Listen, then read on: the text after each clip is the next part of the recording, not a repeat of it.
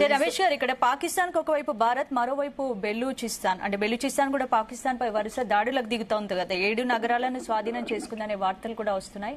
మరి ఏంటి, అంటే పాకిస్తాన్ పతనం ఖాయమైనట్ట? అవునండి, ఇప్పుడు మనకి డెఫినెట్ గా Baluchis they are fighting for their own independence.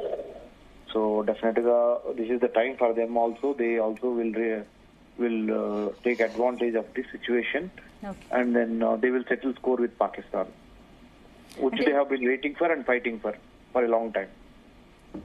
అంటే పాకిస్తాన్ పై బెలూచిస్తాన్ లిబరేషన్ ఆర్మీ పూర్తి స్థాయిలో పట్టు సాధించబోతుంది అనుకోవచ్చు.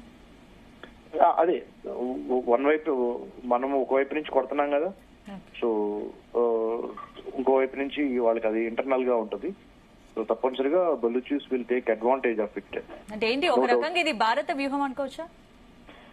అంటే మన వ్యూహం అయినా కాకపోయినా వాళ్ళ యొక్క స్వతంత్రంగా వాళ్ళు కోరుకుంటున్న అదేనండి, వాళ్ళు ఇండిపెండెంట్ గా. అంటే మన వ్యూహం అని మనం ఆ విక్టరీ మన ఖాతాలో వేసుకోకుండా మామూలుగా న్యూట్రల్ గా చేసి చూసినా గానీ they have been fighting for their own country, Balochistan, out of Pakistan, because they are not happy with the way Pakistan has been treating them. So, Ramesh గారు, మీరు లైన్ లో ఉండండి. మనతో పాటు బీజేపీ మెదక్ ఎంపీ రఘునందన్